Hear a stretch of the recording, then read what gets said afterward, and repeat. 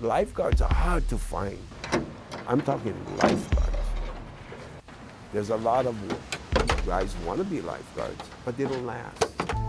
They come out, they try it, and then they find out it's more than what they see.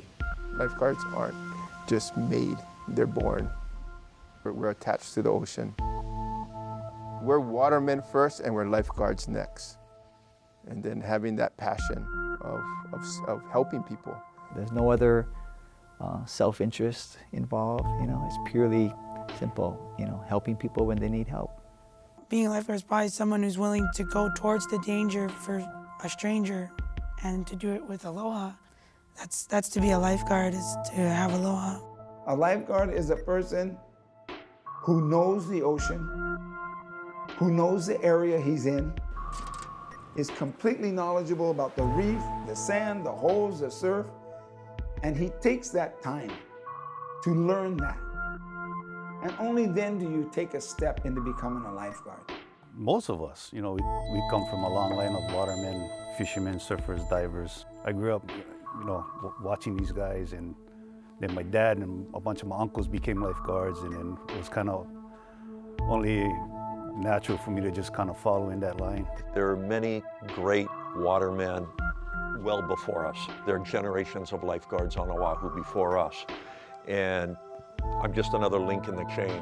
This job is about life. If you're ready to risk your life for somebody you don't know, day in and day out, you got a career.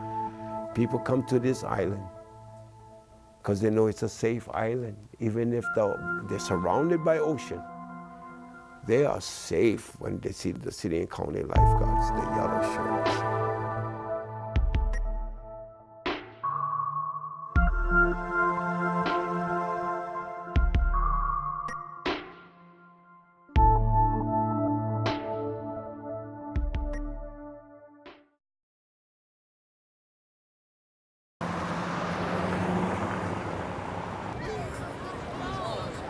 If you think of 1906, Waikiki was not anything like it is now. Hawaii was becoming a very popular visitor destination, and people wanted to go places and see things, and they wanted to experience it. I can life save, but I want to be a lifeguard. I think that's the kind of person George was. He really wanted to be a lifeguard. George Freeth was born a part Hawaiian person in Honolulu in the 1880s, became a locally well-known surfer, swimmer, water person. George was introduced to the famous author Jack London. And Jack London wrote about learning how to surf in Waikiki from George Freeth. Then he was invited to go to California. Huntington, who was, I think, had the railroad in Southern California at the time, and he was looking for a way to increase his ridership and get people to come to Southern California. So he brought George Douglas Freeth to California as the man who walked on water. The kind of waterman that George was went out and created the volunteer Venice lifeguards, the Redondo lifeguards as this volunteer service. But then, gradually just became a much more professional thing. So he really created a group, a number of groups, Redondo, Venice, went down to San Diego. And so essentially, real Southern California start for not only surfing, but the lifeguarding situation.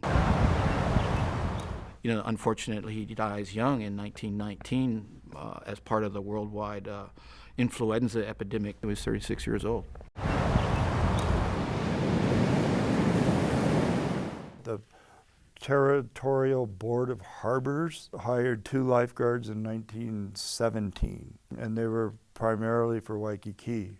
And those days, it was kind of beach boy oriented. The outrigger ran a beach service. It was located on the ground floor on the Royal Hawaiian side, and we had actually professional beach boys there. It definitely evolved, after the war.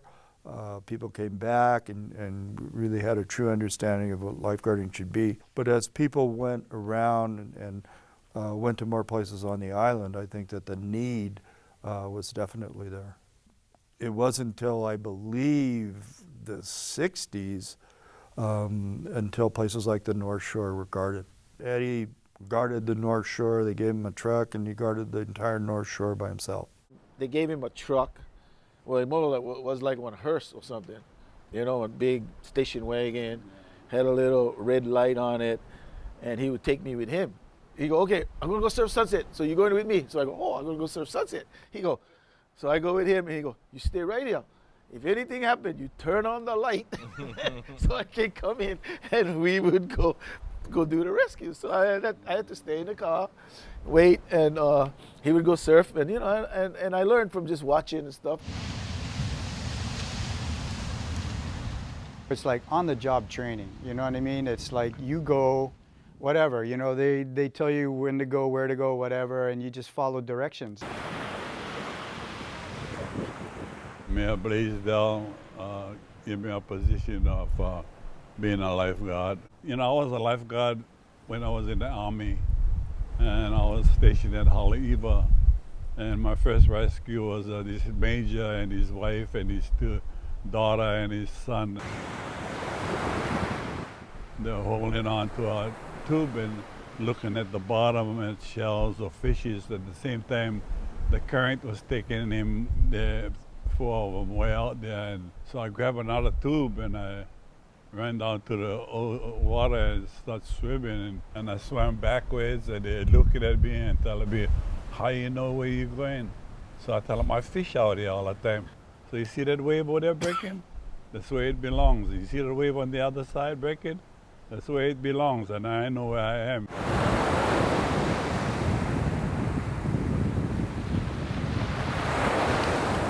When I first started, there was one captain, one supervisor for both the North Shore and the Leeward District. So that guy patrolled, you know, both sides of the island in one day. Early on, there wasn't lieutenant positions. So the captains were the ones that came down to the beach every once in a while. And they rotated through too. I think they all at one point came through the east side. Back then, there was really not one true district, because you would call in and you would actually go to headquarters and go to Waikiki and you stand by there and wait. And then he would say, okay, today you're going to work Hanama Bay, or today you're going to work Wamanalo, today you're going to work Eokai. The basic lifeguard operation is tower-based. And I think that came from, you know, the history of lifeguarding. If you look at the history of lifeguarding in the United States, guys came back from the war. They were driving Jeeps. They had the perimeter defense. They had the zero tower, and it was set up that way. Well, that was at Huntington, LA County, where you have stretches of beach, long stretches of beach, which you could defend that way, if you will. And we all know that each beach here in Hawaii is different. You know, so that kind of perimeter defense concept really doesn't apply. That was the beginning of what I would say is the shift from a very classical lifeguard program that was developed after World War II, was generally developed by World War II vets, and it was basically a sentry system. I was taught you're not supposed to talk to the public. You are not supposed to interact with the people at the beach at all, because it might distract you and distract your attention from the people in the water. I always wanted to go down there and tell them, oh, no, you guys can't go out there swim, you know. But those days, the way Butch them and Eddie them used to do it, they said, just let them go, and we're going to go get them. And I used to sit in a towel looking out at the waves. I go, are you freaking kidding me? You know, why go put ourselves in agony? Just swim out there when I can go over there, just yank them by the tail, tell them get out of the water. For decades and decades, we've been inviting people to our island home. It's like, what if you invited someone to your house or your party and they drowned in your house? Like, how terrible would that be as a host? From their first Red Cross lifeguard class, they talk about prevention, but they never really got into the specifics of prevention. You know, how do you do it? And we consciously made that concept happen in our training. We said, get out of the tower, go down to the beach and talk to these people. Mark Cunningham would come, and he wouldn't let nobody in the water. You know, he would go down there and communicate. Communication became like the biggest asset to the rescue program. This beach is not a swimming beach. We got dangerous shore breaks, strong currents, #1 in the nation for back and neck spinals. People are smart. People are akamai. Give them information and they'll take it. And it's not paradise. It's not all, you know, the blue water and the sandy beaches can hurt you. They can kill you.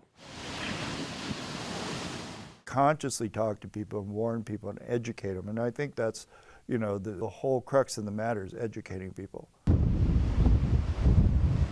People would be up on the cliff edges and would get into trouble. They'd get washed in, they were taking pictures, they were doing tourist activities. Of course, there were no cell phones in this period. And so the people driving down the road would see this happen, and the first place they would get to and see where there might be help would be the lifeguard tower at Sandy Beach. So they would pull in there and go, lifeguard, lifeguard. There's people back up the road at either Blowhole or Rifle Range or Bamboo Ridge. We didn't have lieutenants to do mobile response. We didn't have a mobile responder. And it was just accepted that these people end up drowning. Very once in a while, I would hear the lifeguards from Sandy Beach get in their own personal cars and try to drive down there and go help out. According to the way that our program was structured, we were breaking the rules. We never have radios. It was on pay phone until they established one phone inside of the tower. No ATVs, no jet skis, just surfboard and rescue tube and fins. You're looking at, there's somebody going down and they're 1.5 miles away, you know?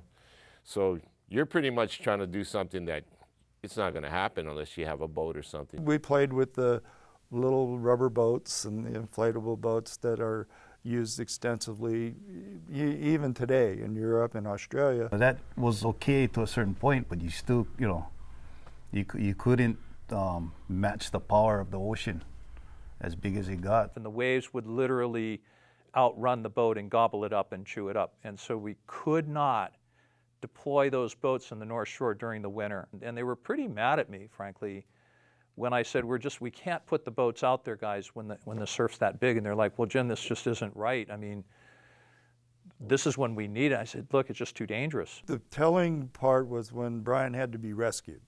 Brian got creamed, and somebody came by and, you know, came in with the ski. Said, all right, and a kind of light went off in Mr. Kealana's mindset. So I'm sitting in the lineup at Makaha, and all of a sudden I see this thing coming over towards me, and as it comes over, I see Brian on this ski.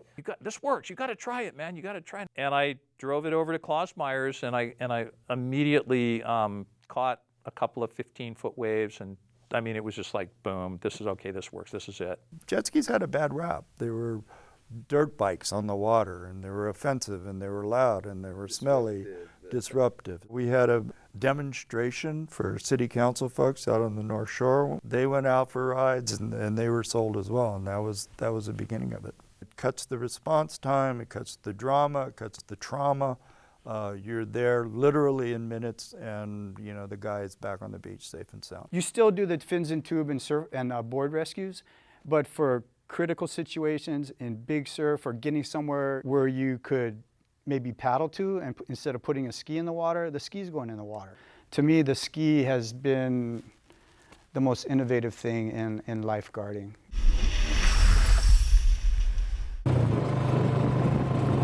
It leads us into then the use of all-terrain vehicles. If we see somebody that's headed into a dangerous situation, even a half a mile down the beach, the guards will get on that ATV and they will drive down there and talk to them before they get in the water. This principle was the fundamental separation of what became the Ocean Safety Program from the Parks Department into the Emergency Services Department, which is a true, fully integrated public safety department. What was then water safety now becomes what's known as the Ocean Safety Division. I feel like I've worked with so many good people over the years, and obviously I can't name them all, but when I first came in, I think those guys, these men set the tone. It's like dealing with legends, you know, it's like dealing with people that you only heard about. I get to this job and okay, now I'm Buffalo Keaulana's boss, you know, and there's all these guys on the North Shore that I read about, Terry Oahu and all these guys, and I'm now their boss. So it was a real learning experience for me. All those guys know who Aloha Kaeo was because he was like, you know, a true Hawaiian that was running the water safety at that time. It was always hard on everything that you know, his job. You know, his job was to keep everybody in line. Discipline, order, respect, knew the ocean better than almost anybody I know. But he had that presence in the command over the people. See, every time I wanted to call in sick, right, and we get on the phone, and we pick up the phone and we call headquarters, right, and we get phone ringing and ringing and ringing, and soon he answers the phone. We go, we all hang up because, you know, we didn't want to ask him that we were sick, because even if we were sick, he would tell you, you so bullshit, you better get your ass to work, you know. So when I used to call in sick all the time, and he would pick up the phone, I would like hang up, you know. And he goes, yeah, I know you guys over there. I hang up the phone. He was a great captain at that time for all those guys and kept us going the right way. One man stands alone who has really helped my career is Buster Walwork. Buster Walwork is the greatest man. He had the most aloha of anybody I've ever met. I really liked him because he was an easy guy to get along with, especially when he became the captain, right? And like I said, every time I called in sick and Buster would answer the phone, and I go, oh, boss, I'm sick today. He goes, hey, bro, easy, no problem, you know, just easy. I think one of the reasons I became a lieutenant was really because I seen how Buster would lead, you know, and how he communicated across to all the personnel, you know, where, you know, have to be real militant or hard-nosed and stuff like that also too. You can be a great communicator and build one district, you know, up and stuff also too. He was like, you know, he made sure you came to work, and, you know, he wasn't there to bust your balls or anything, you know. He was there to make sure, you know, you do your job and try to do it right, you know. No, yeah. And that bugger is still going, man. Yeah. He's top shape. Probably can outrun and outswim me right now. And the young kids. You know, the captain before never take care of one district, took care of West and North Shore. So he had to make that drive every time, you know, going all over and stuff. So he would space out his time of how much time he spent to the tower. So with Clifford, no matter what you're doing, when you see his truck pull up, you gotta stop in whatever you're doing, whether you're training, whether you're writing something, or, you know, watching the beach, just get off the tower, communicate with him, because he get on minimum amount of time, and he like find out what your needs, what you're doing, what's happening, what's coming up. So he was real, you know, just involved in the district. Well, I was fortunate enough to work with Rel Sun and Pua Mokuau, who have both passed away, and I miss them so much. Pua Mokuau. Oh gosh, I can still hear her laughter and her. She was so full of aloha, and she was also strong and fit and a good surfer, and I just still miss her all the time. Well, of course, when I came in, Rel was the standard, the Queen of Makaha, and you know, it makes me sad to not have them, because as a lifeguard and getting older, it would have been so nice to compare notes with those girls. There have been a lot of women that have come and gone over the years, and a lot of inspiring women.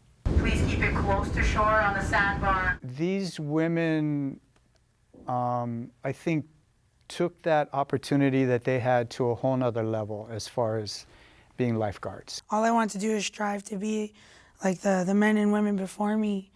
I saw everything they were doing, and I wanted to be like that and be better. We worked hard at overcoming some stereotypes, because I think, you know, back in the day it was the Beach Boys. I remember this woman comes up to me. She stands right in front of my tower.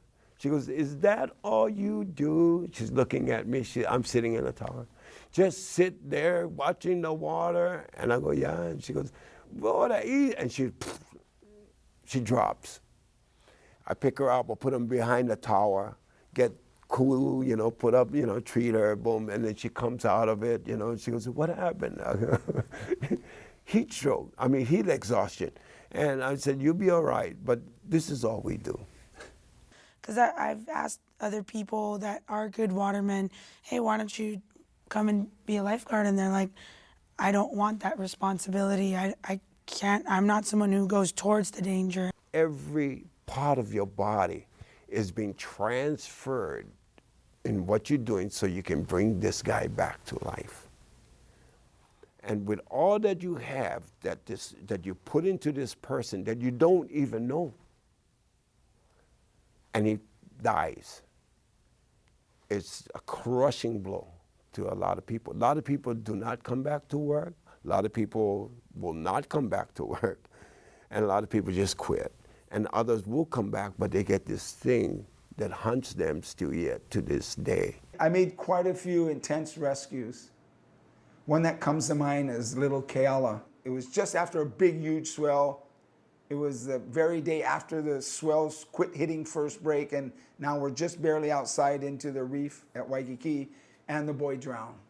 He wasn't wearing a leash. I saw his board floating. I mustered up some beach boys and lifeguards. We went out, we found his body. When I had to swim down and see Keala, head stuck in the reef, I had to dislodge his head and swim him up. I swam the boy up and took him in with my surfboard. I pumped CPR on his chest and the ambulance was waiting. They took me into the ambulance and I pressed CPR all the way in the ambulance. He said, stop, he's dead. And I said, no, I know this boy. And I sat back and I continued the ride to Queens Hospital. That night I went home. For the next 3 weeks, every time I went to sleep, I saw me pulling the boy up to the surface, and I looked down and I saw my son's face. And that haunted me for years. There's a lot of those that I can still see their faces, you know. Shoulda, coulda, woulda. Maybe if we had gotten the call earlier, you know, we could have been there on time. You know, their time was up. So, you know, that's kind of the dark side of lifeguarding is the ones that see that a lot. It takes a lot of our camaraderie, you know, people getting together after to talk about this. It's the family that we have as lifeguards. You know, it's what connects us all together. And when we have situations that it gets really bad, there's always somebody that we can talk to. We win a lot, we lose a few, make the best of it, come back and then, you know, regroup, recharge, and then let's do it again. Let's bring them home alive. And how do we deal with it? How does, if you will, an old timer like myself, deal with all of these tragic things I've seen in my life? You just think about all the people you've helped, all the people you've saved. And you come to terms with, I can't save them all. I'll do everything I was trained to do. I'll do more than 110%. And I know I did my best. And you learn to live with that. What I would say to somebody that's just coming in, if I had an opportunity, hang in there. This is a tough job. It's one of those that looks easy, but it's hard. You can do all the great things in training. You can be the fastest swimmer, the strongest swimmer, you know, you can break all the records, but it doesn't matter until you get to the real deal of rescuing somebody, because all that goes out when somebody's in trouble.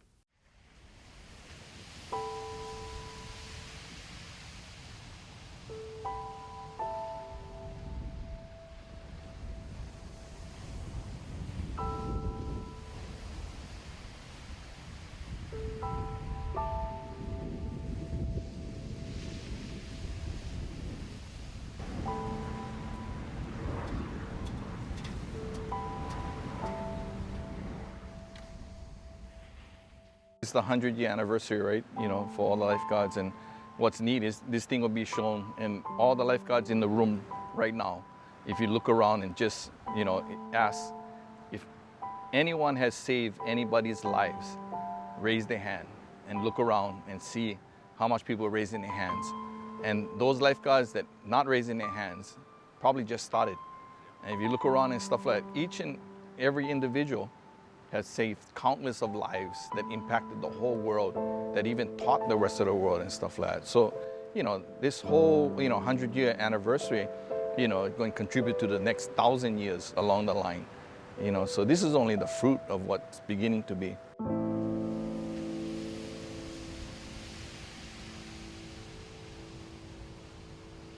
It was New Year's Day, and I was working at Hanama Bay at 3 Alpha, and all of a sudden we just hear, lifeguard.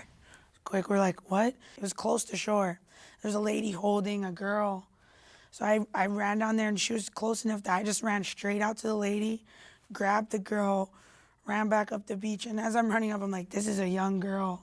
She's small, you could tell she was young. Started doing CPR, and the lady ran up, and that was her mom. And I was like, what's her name? I'm doing compressions. And she's like, Geneva. And I just started saying the girl's name. I was like, come back, everybody's here. It's not your time. And we're continuing to do CPR, and all of a sudden I just remember her eyes open. She looked at me. I just told her, hey, calm down, breathe the oxygen. And got her to start breathing. And by the time the ambulance came, she was able to, I asked her like her name, where she was. She was able to respond back. And the next day, I was working at Sherwood's, and the lieutenant came down and was like, here you go. It was a email printed up, and it was from her saying thank you so much. She was just thankful that she could, live another day and go graduate high school. So we hardly get to hear back from people, and when you do, man, I read it out loud. Me and my partner, just the meanest chicken skin. And you think about her and her family, it's a ripple effect, all the people that are touched from the one person you help. I saved a baby's life. The father and I were surfing outside the bowl, the waves are about 15 feet. And I look up on shore and I see this dog running down the beach, and something was in the front of the dog, and there was his baby crawling on the sand going down to the ocean. And I gave him my board. I told him paddle in and go get your baby quick. So I got to the shore before him, and I ran all the way down to where the river mouth was, and the water caught the baby, and the baby was going down to where the surf is rolling. And I jumped into that same water, and I went down. As I was going down where the surf was rolling, and the baby was in there, I just kind of prayed. I said, oh God, please let my body touch this baby also. And my feet went touch the baby, so I grabbed them, and I put it in my hand immediately, because we learn CPR on the baby to hold on the tongue, and you tap on the back, and you let the water out, and you turn them this way, and you blow air in the mouth. So I did that about 4 times, and I was next to the shore already. Dennis helped me up on the sand and go there, and the baby started crying, and see what a joy to hear a baby, right in front of your face, and your body feels so good. I was on the wall with Saul Aikau, that jetty that goes up on Cohill Beach, and Ivan Harada. And we were standing on the wall, and it's showing me the areas about the kids, no surfing in the area. And I look over to my side, and I see this guy kicking a body. This is my first day at work. So I dive off the top of the wall. I grab this body, and I'm taking him up the beach. I put him on the beach, and I'm like, oh, so I start doing mouth to mouth. And I couldn't open up the mouth, and this was like luck shot, and I hear Ivan goes, through the nose, and I'm like, so I look at the nose, I blow in the nose, I hear this brrr, and all of a sudden her eyes opened up, and I jumped, because, that's my first time, and right there, and she took a breath, fire department came, ambulance came, and they goes, oh, you brought her back, and I was like looking at her, and she's looking at me, and I was like, wow, this is what I want to do. I felt myself just fully engrossed in this, bringing back somebody to life. I think you have to love it. You really do. At that point, it's not work almost. It's it's kind of instinct. I think it's more like an instinct, you know. You just do it. Once you put the life-saving thing into it, you know, there's no amount of money. You know, we're not here to be rich or anything like that. I mean, my mom freaked out about it the most, you know. She got super upset because I went to college to be an engineer and I ended up being a lifeguard on the beach, you know, and she snapped. I've been in conversations with people, oh, what do you do for work? And these people are throwing out what they do, the kind of money they're making. And I'd say, well, I help people and I save lives. What do you do? There's a fraternity, a brotherhood, a family of lifesavers, and there are many, many, you know, thousands of lifeguards around the world, Australia and California and down under South Africa. And I'm just very honored and proud to be a part of that family. You never know how many people you touch during the times that you work with them until the day comes where they says, you did this for me, or you did this when I work with you. To be so blessed to be in a position of working with this wonderful group of people, to do that for others, there's nothing greater in this world. There's nothing I can think of in this life that would be more valuable to spend your life doing. When I became a lifeguard, I never knew in any aspect I would become a captain. But my destiny was written in the sand at Waikiki. And I've met the most incredible people. The lifeguards in Hawaii are looked up to. When I was working, I used to get literally hundreds of emails from people all over the world. I want to be a lifeguard in Hawaii. It's my dream to be a lifeguard on the North Shore. When a person becomes a lifeguard, they have to have aloha in their heart. Because you're going to be dealing with a lot of different people. And sometimes you're not going to agree with these people. But if you don't have love for people in your heart, you will never become a successful lifeguard.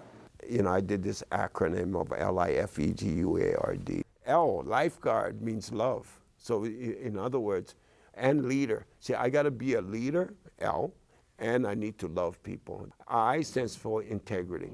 It's not what I say who I am, it's what I do that says who I am, integrity. F, friend. I got to be friendly. Aloha people when they're coming to the beach. E, encouraging. I need to be an encourager who I work with because I don't know what they're going through, you know, or even to the people that are down on the beach having a hard time. I got to encourage them. G, generous. I got to, you know, generosity is important, you know, especially with lifeguards. I'm talking about lifeguards. So when somebody comes, hey, share with one another.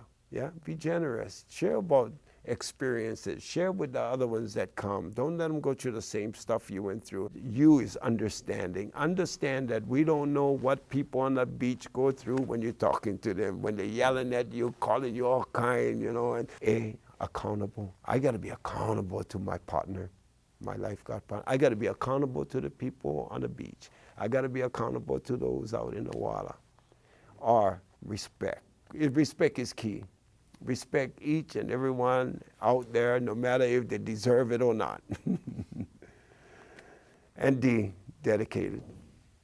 If you're going to be in the lifeguard profession, you need to be dedicated and have that desire. I think about those that was before us. I think about those that have left us and was before us.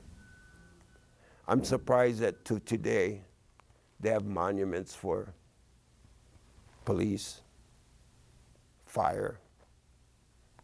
But we as lifeguards, when we're done, we're done.